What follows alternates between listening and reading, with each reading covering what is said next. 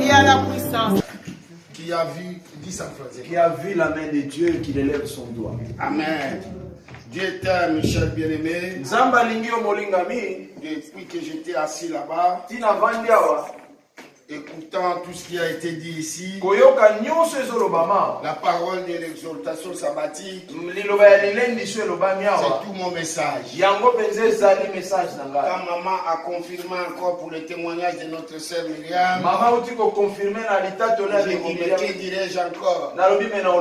Parce qu'il a dit rien n'est impossible à Dieu. C'est ça que nous allons lire dans le message. J'ai commencé à préparer ce message depuis des semaines. Je ne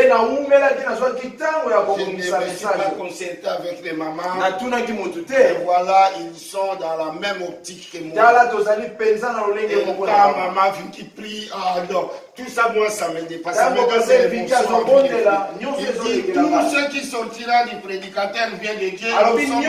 Nous avons l'assurance de le croire. Et quand je combine tout ça là, je dis Dieu, tu es grand. Avant que je puisse parler. Ah, non, ça fait des chairs de poule.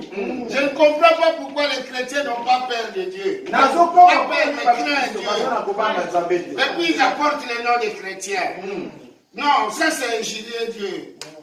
Oh Seigneur. Quand tu portes le nom des chrétiens, crains Dieu. Voilà ce que maman vient de nous dire. Nous ne recevons pas ce que nous demandons à Dieu à cause de nos péchés. Parce que nos mains sont remplies de sang. Bien-aimé, nettoie, lave tes mains, lave tes pensées. Quand la Bible parle des mains, ça veut dire beaucoup de choses. Ça veut aussi dire ce qui t'amène à agir. Oh Dieu est grand. On va aller vite. Disons la parole de Dieu. Dans Matthieu chapitre 17. À partir du verset 14 à verset 23. Mais c'est quand il résonne toujours à moi. Non. Matthieu chapitre 17, verset 14 à 23. Oui, de 14 à 23. Je lis au nom de Jésus. Lorsqu'ils furent arrivés près de la foule, un homme vint se jeter à genoux devant Jésus et dit, Seigneur, aie pitié de mon fils, qui est lunatique et qui souffre cruellement. Il tombe souvent dans le feu et souvent dans l'eau. Jésus. Je l'ai amené à tes disciples et ils n'ont pas pu le guérir. Race incrédule et pervers, répondit Jésus. Jusqu'à quand serai-je avec vous? Jusqu'à quand vous supporterai-je? Amenez-le-moi ici. Jésus parla sévèrement au démon qui sortit de lui, et l'enfant fut guéri à l'heure même. Amen.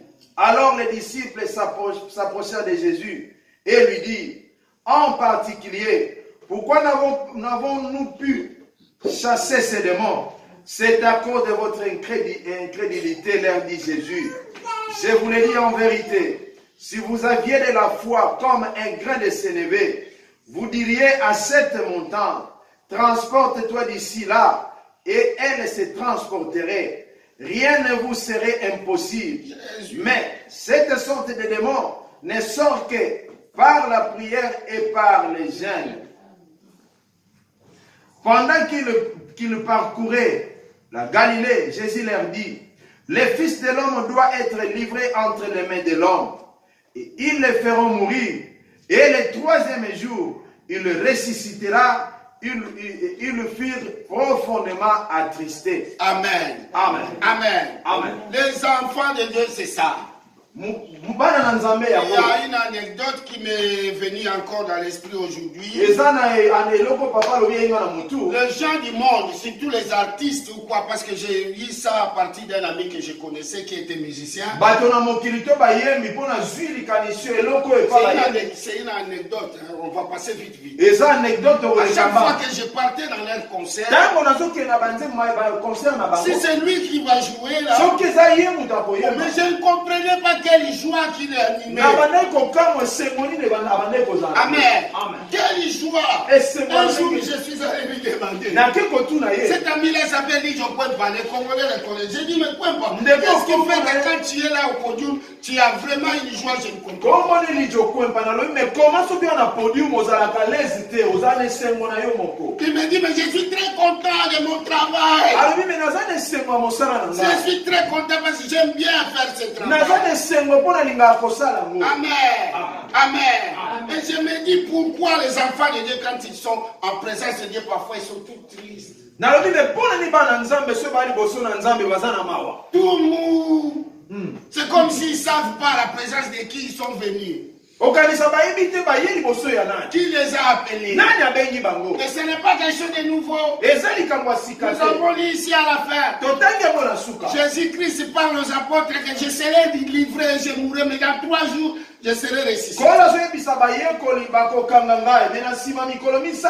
Et la Bible dit, et ils sont tous tristes. On est s'épanouir. Amen.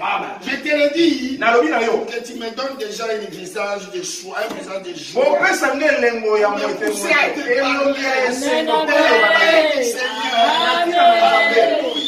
C'est un récit de miracle que nous parlons ici. Amen. Ce n'est pas un récit qui va te demander ton argent.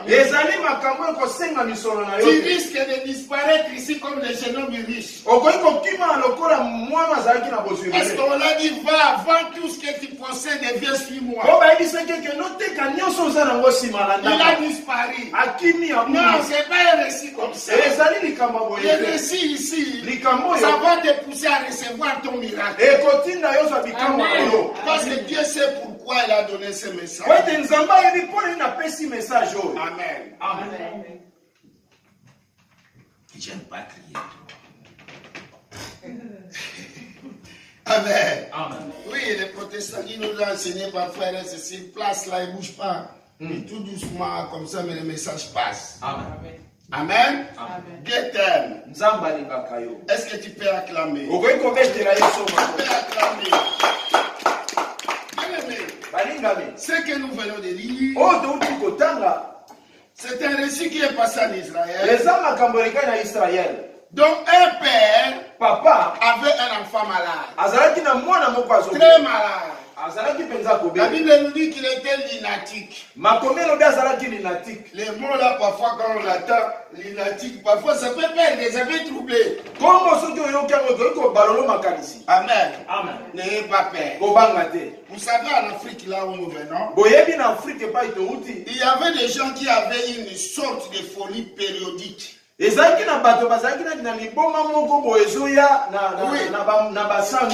seulement dans une période, après quand la période là passe sa partie. Nous les connaissons très bien. Moi j'avais des gens comme ça dans mon quartier. Il y avait même un qui avait un pied qui faisait le cancer dans une période. Vous le voyez marcher comme ça. Après quelques jours, c'est parti. Mais l'année prochaine, ça va encore. Amen. Le lunatique ici, ça a un rapport avec la pleine lune. Je ne vous dirai pas, mais quand je suis arrivé ici, c'est que j'ai fait au blanc, oh Dieu, pardonne-moi. Amen. Oui. À cause de ces récits-là, d'avoir les papiers, tout ça. Moi, je me suis fait un fou. Mais un fou qui connaissait qu'est-ce qu'il faisait. Amen. Et moi, je vous dis, ceux qui connaissent, maman, il le sait. Maman m'a intéressé. Et on m'a placé à Grimbergen. Il y a un pouvoir là-bas, il y a un truc de fou là-bas à Grimbergen. À Saint-Alexis, on m'a placé là-bas, mais j'étais dans la maison d'un prêtre. Voilà. Je les ai fait aussi des choses pour montrer toujours que je maintenais ma folie là. Mais quand on me donnait les médicaments, je les mettais à la poubelle. Je vous le dis pourquoi. Par rapport à ce que nous venons de lire. Qu'est-ce qui s'est passé? Moi, je ne savais pas. Et le Koni ne le kaki. À chaque fois que la ligne apparaissait, les prêtres là disaient aux gens qui habitaient avec moi, ne dérangez pas Gabriel. Parce qu'il y a la ligne. Sinon il va faire des bêtises. Alors moi j'avais compris. Donc quand il y a la ligne, c'est là où je vais les manipuler. Oui, mais ici il ne s'agissait pas d'une manipulation. Mais manipulation. Ici il s'agit vraiment de ce qui se passe à la pleine ligne. Les fous, leur tête devient grande.